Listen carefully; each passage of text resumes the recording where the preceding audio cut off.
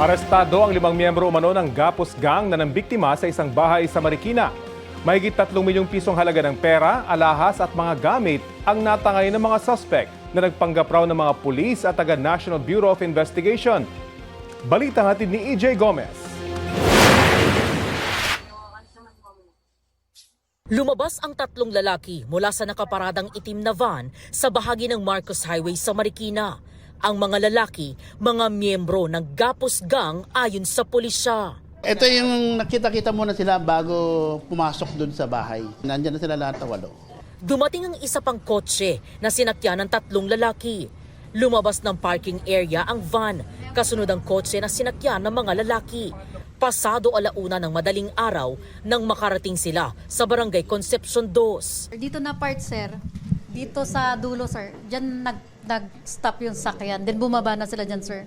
Kasi wala pa silang suot nun na balaklava. Dito na sila nagsuot, sir, then naglakad. Di na nakunan sa CCTV pero ang mga lalaking nakatakipang mukha pumasok sa bahay ng isang negosyante ayon sa pulisya. Nagpanggap daw ang Gapos Gang na alagad ng batas, bitbit ang isang peking search warrant. Nung pinapakita nila yung dokumento na search warrant is napakilala sila bilang police, NBI sa SWAT. Pagpasok nila, agad-agad nilang pinutol yung kawad ng wifi na nakokonekta sa CCTV ng bahay at ginapos yung mga nandun sa loob ng bahay. Ang 8 biktima sa loob ng bahay, iginapos daw gamit ang cable ties. Tinutukan din daw sila ng baril ng mga sospek. Base sa pahayag ng mga biktima sa pulisya, pwersahang pinabuksan ang isang vault na naglalaman ng 300,000 piso. Sa pilitan din daw pinagsend ng pera ang isa sa mga biktima gamit ang kanyang online wallet. Nang makatsyempo gamit ang cellphone, nakahingi ng saklolo sa pulisya ang isa sa mga biktima. Pagdating po namin sa area, on progress yung robbery. Then after a split seconds lang, palabas na sila. Tinangka pa raw gamitin ng mga sospek ang sasakyan ng pamilya ng biktima. Agad silang tumakbo, may pulis. Kahit nag-isip kagad ako na hindi legitimate operation yon. Nakipaghabula ng mga sospek sa pulisya. 5 sa 8 miyembro ng Gapos Gang ang naaresto.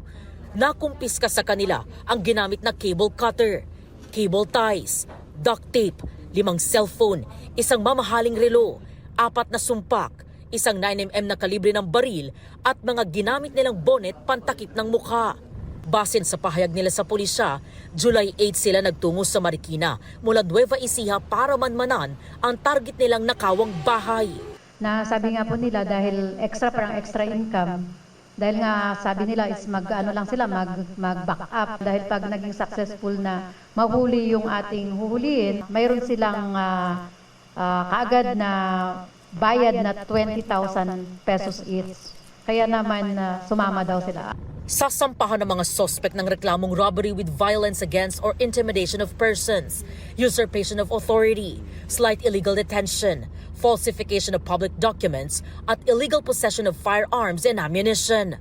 Natangay naman daw ng 3 nakatakas na sospek kabilang ang itinuturong mastermind, ang vault na may pera, mga alahas at isang cellphone na aabot sa 3.4 milyong piso ang halaga. Hindi titigil ang Marikina City Police Station at buong puwersa ng Eastern Police District para kayo ay tugisin, para kayo ay kasuhan at hindi kami hihinto hanggat hindi kayo nakukulong. EJ Gomez, nagbabalita para sa GMA News. Nasa Philippine Sea na ang bagong binabantayang bagyo, ang bagyong Josie. Namataan niya ng Pag-asa 1,070 kilometers silangan ng southeastern Luzon kaninang 8:00. Humina ang bagyo bilang tropical depression. Taglay nito ang lakas ng hangin na aabot sa 45 kilometers per hour. Sabi ng Pag-asa, lubhang malayo ang bagyong Josie kaya walang nakataas na wind signals sa bansa. Base sa latest forecast, hindi maglalandfall ang bagyo. Sa mga susunod na oras ay lilihis na ito at lalabas ng Philippine Area of Responsibility mamayang hapon o gabi. Ayon sa Pag-asa, hindi nito mahahatak o mapalalakas ang hanging habagat. Sa kabila niyan, magpapaulan pa rin ngayong Martes ang habagat sa Ilocos Norte, Ilocos Sur at La Union. Maayos na panahon naman ang aasahan dito sa Metro Manila at iba pang bahagi ng bansa, pero pinaalerto pa rin ang lahat sa mga posibleng local thunderstorm, lalo na mamayang hapon o gabi. Nakataas po ngayon ang thunderstorm advisory sa ilang panig ng Zambales. Pinaalerto ang mga residente mula sa banta ng baha o landslide. Tatagal ang thunderstorm advisory hanggang 11:52 ngayong tanghali.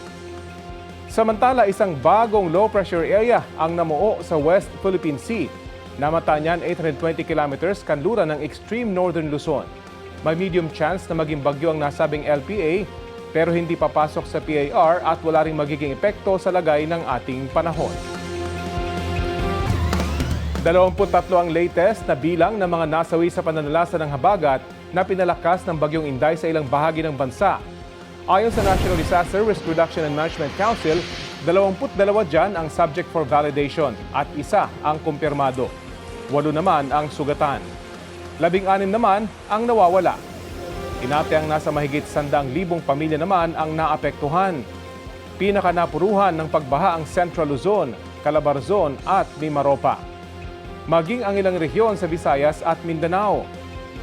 Habang tinatayang nasa mahigit 3 milyong piso ang halaga ng pinsala ng mga infrastruktura. Ilang beses nagbuga ng lava ang Bulkang Mayon kagabi. Sa kuha ng kamera ng PHIVOLCS, makikita ang paglabas ng lava mula sa bunganga ng bulkan. Pati na ang pagbulusok nito kasama ang mga bato. Sa iba pang kuha, makikita ang pagbuga ng mga abo, usok at mga bato. Ayon sa PHIVOLCS, nagkaroon ng minor strombolian activity na isang uri ng pagsabog ang bulkan. Ito ay paulit-ulit at banayad hanggang katamtaman na pagbuga ng gas at lava. Sa ngayon, nananatili sa Alert Level 3 ang Bulkang Mayon. Bawal pa rin pumasok sa 6-kilometer permanent danger zone ng bulkan.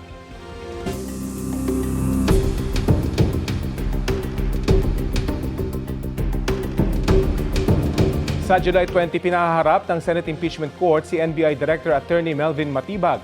Kasunod yan ang hiling ng prosekusyon sa korte na payagan si Matibag na tumistigo ng mas maaga dahil may dadaluhan siyang regional summit sa Bangkok, Thailand sa July 21 at 22. Una yung hiniling ni Matibag sa prosekusyon. Sa pag-aprobarya ni Impeachment Court Presiding Officer Chis Escudero, sinabing kung hindi matatapos ang pagsalang ni Matibag sa July 20, ipagpapatuloy yun sa susunod na trial date hanggang sa makompleto ang examinations. Inaasahan naman ngayong araw, haharap sa impeachment court si Office of the Vice President Chief of Staff, Attorney Zuleika Lopez. Huli kam sa Infanta, Quezon. Tumatawid sa pedestrian lane ang lalaking senior citizen na yan sa barangay Gumian nang bigla siyang mabundol ng isang van. Sa lakas ng impact, tumilapon ang lalaki sa kalsada at nagtamo ng mga sugat. Ayon sa pulisya, galing ospital ang lalaki at pauwi na sa General Nakar nang mangyari ang aksidente kamakalawa araw ng Linggo. Sabi naman ng driver ng van, nag-aalangan tumawid ang lalaki kaya hindi siya agad nakapagpreno. Nagkaareglo na ang driver at ang lalaki. Nangako raw ang driver na sasagutin ang pampagamot ng lalaki.